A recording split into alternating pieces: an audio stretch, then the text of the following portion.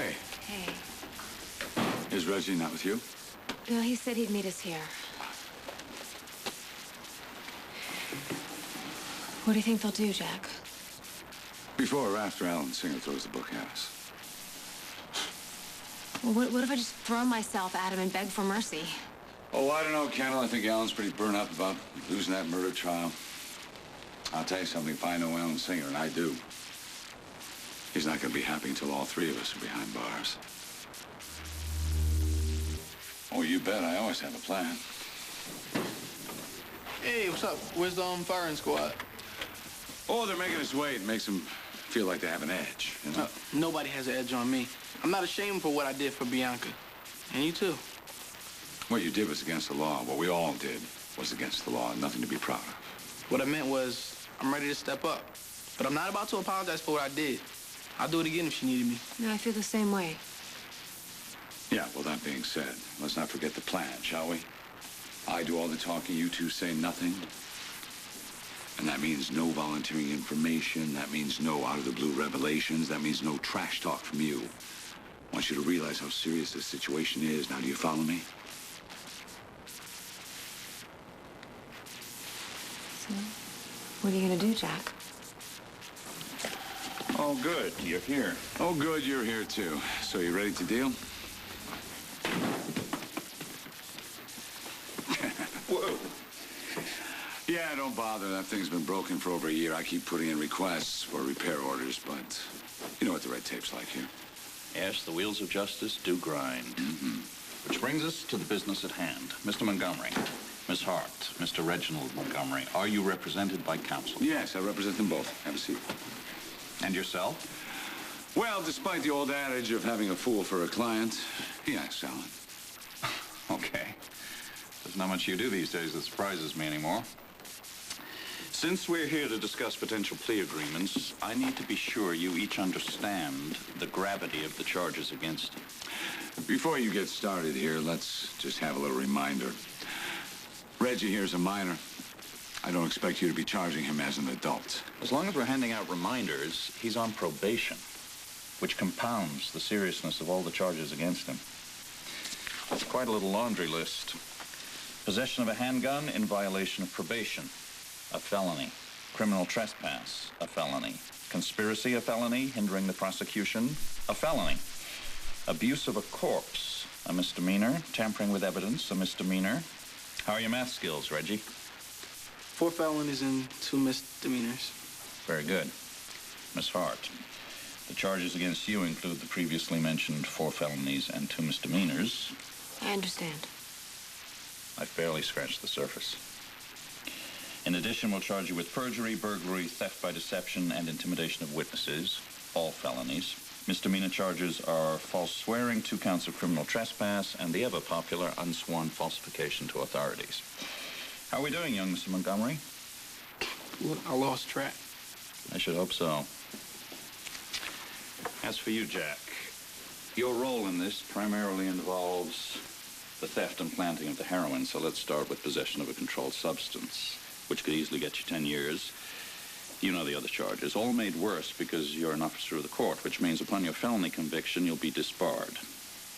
If you and Miss Hart were to face trial in the court of law, you'd easily get 10 to 20 apiece. Reggie could spend the rest of his formative years in a juvenile facility with a probation period that would probably end just in time for his midlife crisis. Are we all clear on the gravity of the charges here? Yeah, Alan, we're clear. But before you really get rolling, I think maybe you should hear what I have to say. The so-called murder of Michael Canby has turned out to be a simple case of self-defense. That means the crimes you're trying to charge us with are victimless crimes. Unless, of course, you consider the corpse of Michael Canby a victim. Don't be disingenuous, Montgomery. Your victims are the people of this community. What's going on here? Laws were broken. A man was killed, Alan. Now somebody's gonna have to pay. Don't give me a break. You made this personal a long time ago, and because you didn't get your big headlines, you expect us to go down? You bet. Oh, is that right? Well, okay, then that's it. You know what? Enjoy the chair. Hey. Let's talk deal. I can offer the following.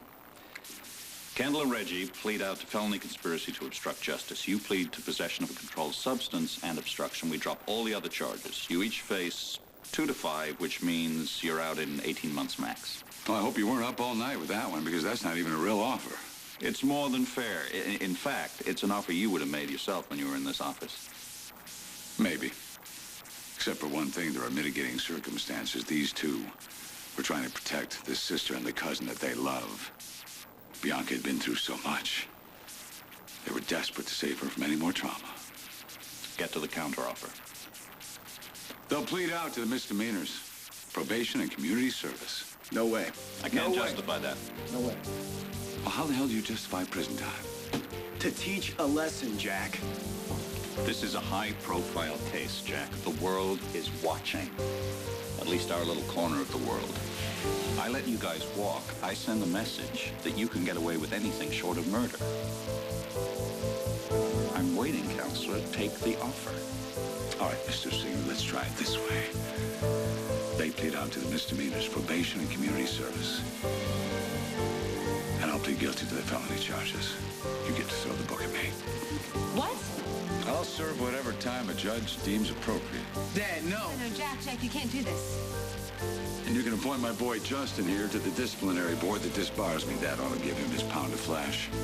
But you leave these kids out of it, you understand? Don't you mess with their future. So what do you say, Alan? When the doctors worked on you, did they find a heart? In spite of what your former protege here says, this has nothing to do with personal vendetta or PR. It's about you paying your debt to society. I'm ready to do that, Alan. I'm just appealing to your sense of fair play. Look, I can take this. But these two, don't ruin their lives. They shouldn't have to pay so dearly for trying to save a loved one, now should they? Well, they sure thought about that before they broke the law, Jack.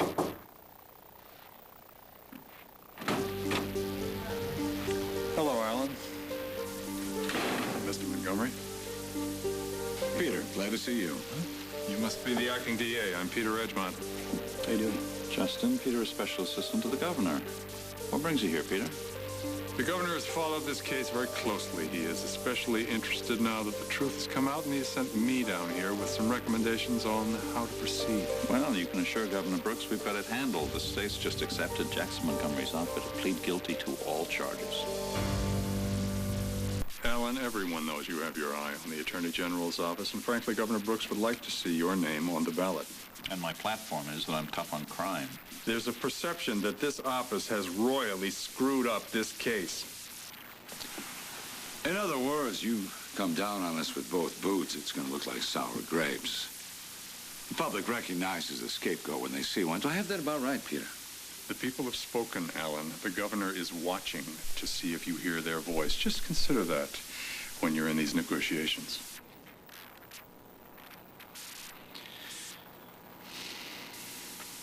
I get it. Good. Good man. Now I've got to get back to the Capitol. Budget talks, you know how those go. Thanks again, Peter. Whoa. Wait a minute. Alan, what's going on here? What are you doing? You caving in? Listen, if you don't prosecute these guys, I will. Shut up, McCoy. Let me tell you something, Alan. Once you've headed back to Harrisburg, I am the acting DA. And I swear that I will prosecute these 3 people again. You make an interesting point, young man. Your last act as special prosecutor. Fire this punk. Good day, everybody. Hey, Peter. You can't do that. Can he? Whoa, wait a minute. Whoa, Mr. Edgemont, whoa.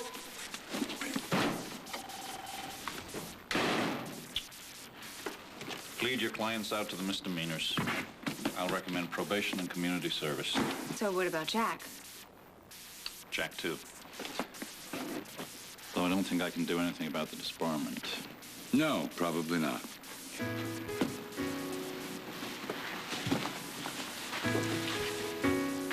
Better clean out your office, Jack. Alan? Well, that was certainly an adventure, huh, kids? You're amazing. I love you, Dad. Okay, you two. Listen, we can celebrate later. I got some packing to do. Well, can we help? No, it's okay. I've got it. And where was Greenlee through all this? She should have been the one squirming in those chairs, but it figures. When things get rough, she's nowhere to be found. Actually, Ryan called me this morning. He found Greenie. Ryan? Did he say where they were? No, not where or when or how, for that matter. Just that he found her and she's safe with him. I'd say I'm surprised, but I'm not. Thank you. Thank you for everything, Jack. Anytime. And you, straight home. Stay out of trouble. You know me. Yeah.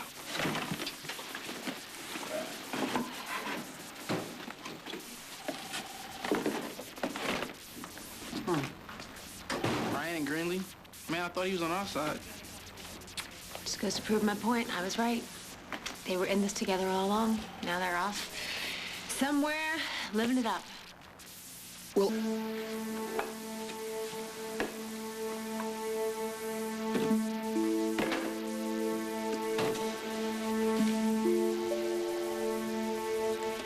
I'm sorry that you lost so much. Oh, Kendall, we all lost something. So what do we do now? We all try to put this sorry mess behind us. Yeah, but your career, I mean, you love law so much. Yeah, and I abused it, Kendall. This is the price I pay. Well, it's our loss. I appreciate that. Maybe one day they'll allow me to practice again. But I'm going to have to be a hell of a lot wiser before I do that.